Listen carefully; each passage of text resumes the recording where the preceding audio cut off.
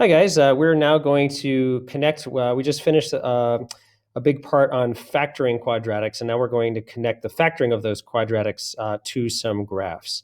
So I want you guys to start off solving 4x equals 2x minus 4. Solve that one on your own. All right. What if we want to solve 4x equals 2x minus 4 by using a graph? Since the left side of the equation is equal to the right-hand side of the equation, we're going to let y equal to both of those sides. So I'm going to let y equals 4x and y equals 2x minus 4. So we get two separate equations. Since they're both equal, we can set them both equal to the same thing, which is equal to y. Can you solve that system of equations graphically? So if we draw those two lines, we should get two lines. Y equals 4x is the red line, y equals 2x minus 4 is the blue line. So the question is, this is kind of interesting, where normally when we solve a system of two linear equations, we're finding where they intersect. And in this particular case, we get x equals to -2 and y equals to -8. Actually, the y value is irrelevant in this initial problem here. We're trying to find where y equals 4x, the 4x value is equal to the 2x minus 4, and it's the x value of their intersection that actually is the solution to this problem. We found before that x equals to -2 is the solution when we solve this algebraically, but we can see we solve them graphically with two lines. We also get x equals to -2. All right, so what if we go back to the problem that we had the other day? We've already done this one, solving this one by factoring. X squared plus 6x minus 16 equals -24. We'd like to have this whole thing equal to 0. Makes it much easier to solve. So we add 24 to both sides.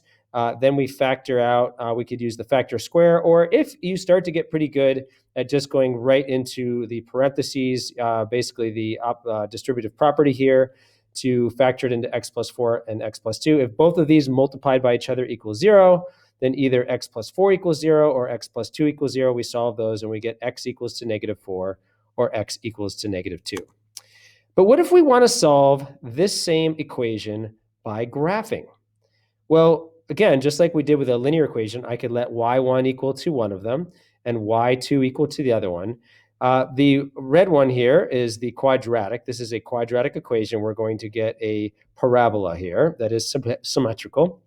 And we know that y equals -24 is a horizontal line. That's this blue one right here. And where are the two spots that they intersect? Their x values are -4 and -2, the same thing that we found when we solved this algebraically. We could use this for any number. Instead of -24, let's say we plugged in -20 in here. You can see right here, there's going to be one value here where this parabola crosses at -20, and another one over here where it crosses at -20. In fact, anywhere all the way up, up, up, up, there's always going to be two solutions, which is why we say quadratic has two solutions. Interesting, though, if we take that this value of -24 and we made it -25 and brought it down here, that gets a little interesting because it looks like there is only one point, which is the vertex of the parabola that hits there. And so that would actually have only one solution. Although a lot of mathematicians consider that a double solution. It's the same solution twice, so x equals -3. In that case, if this was equal to -25, the solution would be x equals to -3 twice, but you don't really have to write it down twice. The answer is just x equals -3. We know it's a quadratic, which means it's a double root for that one, double solution. And even more interesting, well, what if I made this a -26 and dropped the line down below here? Then there's no intersection. So what's the answer? There is no real solution to this quadratic.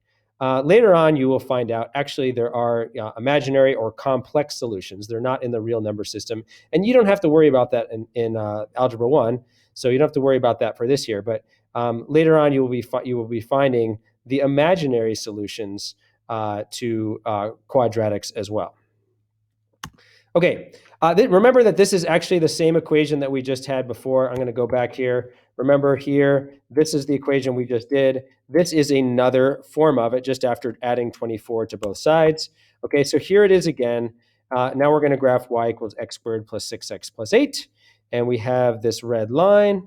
and we have the blue line y equals 0, which is basically just the x-axis. And in fact, I really don't need to graph this y equals 0 because there already is an x-axis there, which is why when you solve the quadratic, have the trinomial here equal to 0, basically you're just finding the x-intercepts. Where does this parabola cross the y equals 0? Well, where is y equal to 0? Anywhere on the x-axis. And where does this curve cross the x-axis? The x-intercepts. There's one, -4, and there's one, -2. Once again, I'm going to go back here. We get the answers -4 and -2. Okay. All right. So we find even doing it in another form, we are going to get those same solutions. And this is very useful to have it equal to 0. It's very easy because this is the form that we factor things in, and we can compare them to that, so we can learn about factoring and comparing the graphs with there. So if I'm trying to find the x-intercepts of y equals x squared plus 6x plus 8, here they are, -4 and -2. Okay, which happen to be the solutions when y is equal to 0. It makes sense. Y equals, here's the graph. The x-intercepts are when y is equal to 0. So I plug a 0 in for y, which means where on this graph is y equal to 0? Anywhere on this x-axis. So right here, y is 0, and right here, y is 0 when x equals -4 and x equals to -2. Okay, without graphing, find the x-intercepts of y equals x squared plus 6x plus 8. Well, here we're going to do the same work that we did before. We're going to factor it out. So this is sort of going the other direction. If we're giving an equation y equals, well, where are the x-intercepts when y is equal to 0? We already know how to take this equation here. I just flipped to the other side here. I factored it, solved for x, and I get x equals -4 and x equals -2. That means that the x-intercepts of this graph are -4 and -2. Okay, so I want you to solve this one by factoring. So you should have gotten x equals -5 and x equals -2 as the solutions to this quadratic. You could use the area model over here, or you can go directly into the parentheses. As you get better at this, that's up to you. And we found these two solutions. Can we find them graphically? Can you solve that same graph using Desmos? So I'm going to ask you to go ahead and graph this and see if you can find those same solutions, -5 and -2, but this time using Desmos on there. All right, when I have Desmos on here, I look on here and I say y equals x squared. Again, I put y in instead of 0. Y equals, where does y equal to 0? On the x-axis, anywhere on the x-intercepts. So there's my x-intercept of -5. There's my x-intercept of -2. Interesting, what's the average of -5 and 2? If I add those two up, I get -3.